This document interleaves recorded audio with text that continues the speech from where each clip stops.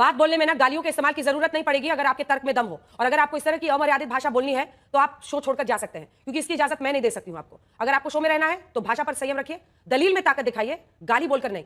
मुझे ये बताइए दोस्तों, आज की डिबेट बहुत ही ज़बरदस्त होने वाला है। देखेंगे कैसे राजनीतिक विश्लेषण के नाम पर टीएमसी का दलाली करते हुए गाली गलौज में उतर गया है। चलिए देखते हैं। तो चलिए शुरू करते हैं। अनेकों ऐसे होंगे जिन पर आप पर्देदारी कर देते हैं। ठीक है, बोलिए। अंजना जी, मैंने सारे पॉइंट जल्दी बिना बोलिए। किसी हाँ। को हस्तक्षेप किए नोट किए। प्लीज मुझे पूरा मौका दीजिए। ठीक है, बिल्कुल। अभी उन्होंने बोलिए। कहा कि गवई साहब पर जूता फेंकना संविधान पर जूता फेंकने के बराबर है। मैं बिल्कुल मानता हूं, इसलिए पीएम ने भी कंडेम किया। पर आपको पता है अभी आज अखिलेश जी किससे मिलने गए थे? आजम खान से। आजम खान का स्टेटमेंट है कि आंबेडकर की मूर्ति उंगली दिखाते हुए वो मूर्ति है जहां पे लगा दो वहां से लैंड ग्रैबिंग शुरू कर देती है। यही नहीं, अभी और सुनिए।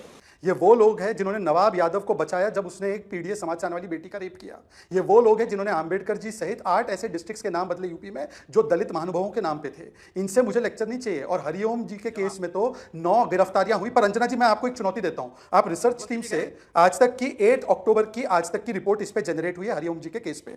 उसमें जरा सा आप जाकर बिना मेरे से इन्फ्लुएंस हुए एक्यूज के नाम पढ़ लो। पर मैं पूछना चाहता हूं कि ममता बनर्जी वहां पर गई, मुस्कुराते हुए 1 मिनट में बाहर आई, और अभी तक जो पिंकी खातून और जो सैफुद्दीन है वो गिरफ्तार नहीं हुए हैं।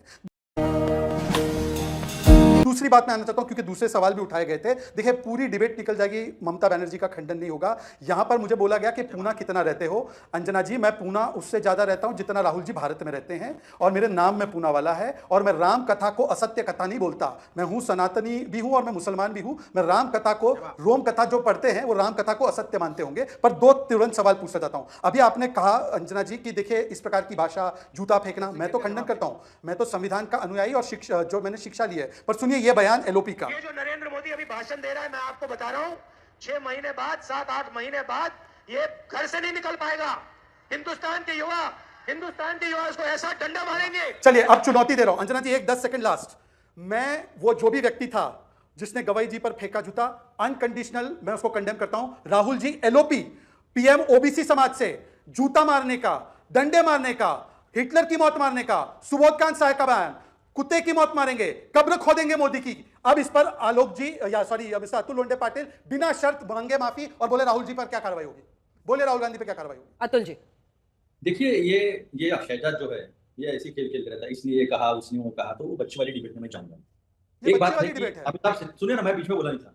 आपके बीच में मैं बोला नहीं। ठीक है, वो जवाब दे रहे, पहले जवाब दे, बीच में नहीं। तो देखिए, अभी जो अमिताभ सिन्हा जी ने कहा, वो सुप्रीम कोर्ट के लॉयर है। मैंने तो सिर्फ लॉ पढ़ा है, कभी प्रैक्टिस नहीं की। लेकिन मुझे ऐसा लगता है कि अगर वो राकेश तिवारी जी को, किशोर राकेश तिवारी जी को अगर ऐसा लगा था कि उनकी भावनाएं आहत हुई है, तो चीफ जस्टिस ऑफ इंडिया के खिलाफ वो बेंच की तरफ जा सकते थे, कॉन्स्टिट्यूशनल बेंच की तरफ जा सकते थे, या इम्पीचमेंट के लिए वो लेटर लिख सकते थे।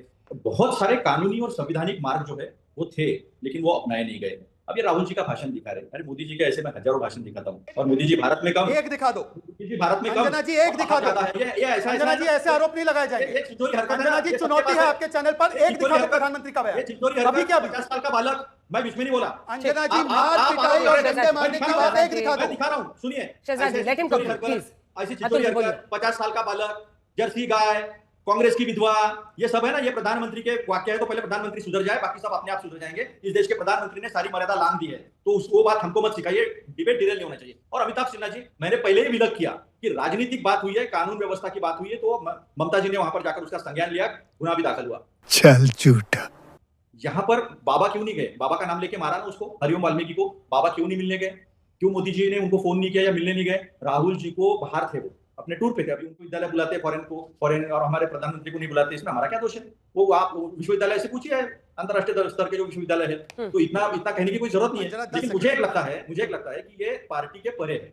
मैंने कहा, मुर्मू जी हमारी राष्ट्रपति जो है, उनके बारे में भी मैंने मुद्दे रखे। मुद्दा आज ये है कि संवैधानिक स्तर पर हमें समानता कब मिलेगी, ये सामाजिक मुद्दा है। और इस तरह की बात होती है, तो उसको संवैधानिक मार्ग भी है, तो संवैधानिक मार्ग से जाना चाहिए। इसका हमने सबने समर्थन करना चाहिए। ठीक है शहजाद जी, छोटा सा रिस्पांस, ऐसा कहा, छोटा सा रिस्पांस शहजाद जी, फिर मुझे तौसीफ खान के पास जाना है। 25 अंजना जी, बहुत ही छोटा सा रिएक्शन है। अंजना जी, बहुत ही छोटा सा रिएक्शन। मैं देखिए, मैंने आपको पता चलेगा। अंजना जी बोलिए। मैं भी हिंदू हूं, लेकिन मैं सार्वजनिक जीवन में मेरा अंजना जी, वो डिस्टर्ब करेंगे। आप मुझे सुरक्षित समय दे दीजिए। मेरा मार्गदर्शक है।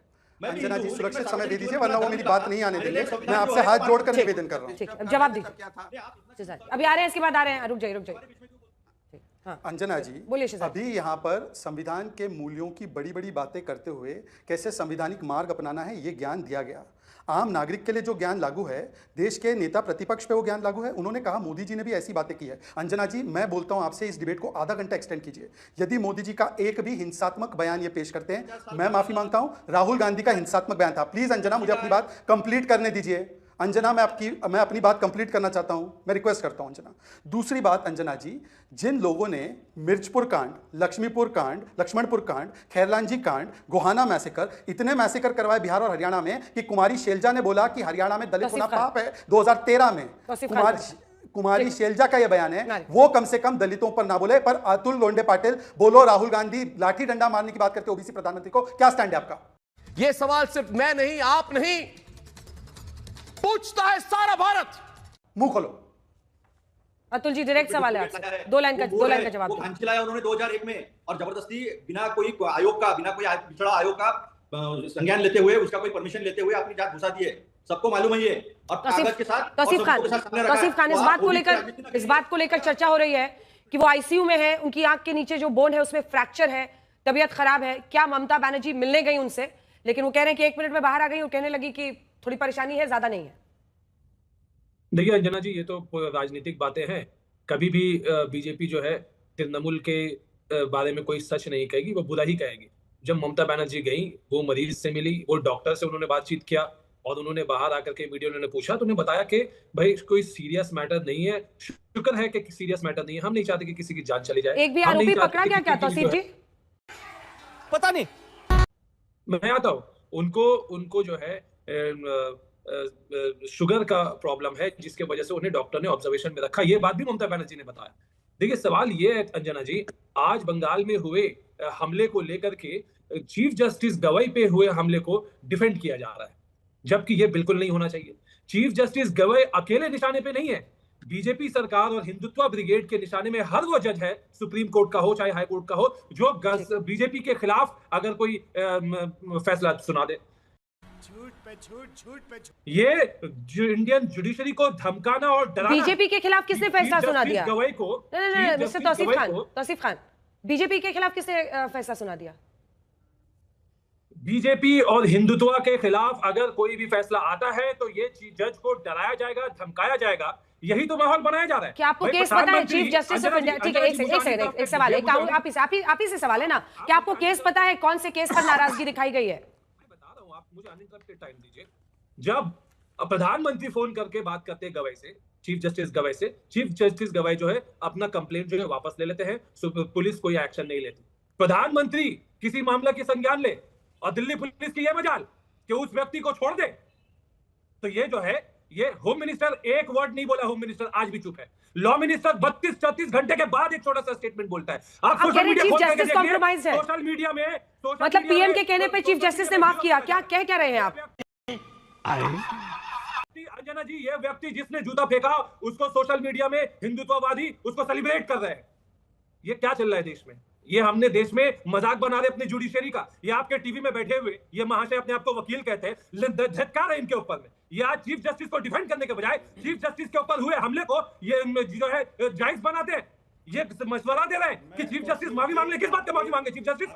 और आप ये नहीं कहते कि ये व्यक्ति आप पहले बोलिए, अब कि आप राजनीतिक विश्लेषक कहाँ हैं? आप टीएमसी के कार्यकर्ता हैं। दूसरी बात ये सुन लीजिए, सुनिए, आपने ये शिष्टाचार और समझदारी होनी चाहिए कि कोई मनुवादी के खिलाफ है, कोई व्यक्ति यदि कुछ बात कह रहा है तो उसकी तथ्यात्मक रूप से जांच करिए और उसके ऊपर में टिप्पणी करिए, ना कि उसके व्यक्तिगत रूप से। और तीसरी बात मैं आपको कहना चाहता हूं, आप लोगों ने लगातार तौसीफ, आप लोगों के जैसे लोगों ने ही देश को दोबारा आग में जलाने की कोशिश की है। इतना आप लोग अल्पसंख्यकवाद कर रहे हैं कि जिसकी वजह से एक सामने जो बहुसंख्यक सनातनी है वो अब इस बार इतना एग्रेसिव होता जा रहा है देश भर में। आप इस बात को समझिए, आप लोग आग से खेल रहे हो, आप लोग आग से खेल रहे हो। आप लोग इतना मुस्लिम तुष्टीकरण मत करो, नहीं तो एक संविधान इसको बैन किया और आप इसको देश में वापस लेकर नहीं छुपा पाएंगे। सोशल मीडिया में आप सेलिब्रेट कर रहे हैं।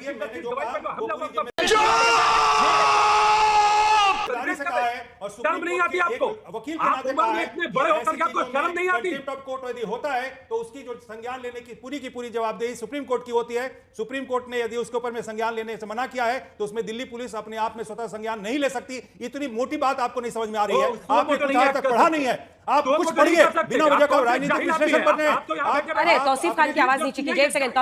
तौसीफ आवाज नीचे कीजिए। तौसीफ, बात बोलने में ना गालियों के इस्तेमाल की जरूरत नहीं पड़ेगी अगर आपके तर्क में दम हो, और अगर आपको इस तरह की अमर्यादित भाषा बोलनी है तो आप शो छोड़कर जा सकते हैं, क्योंकि इसकी इजाजत मैं नहीं ये बड़ी अच्छी बात कही आप।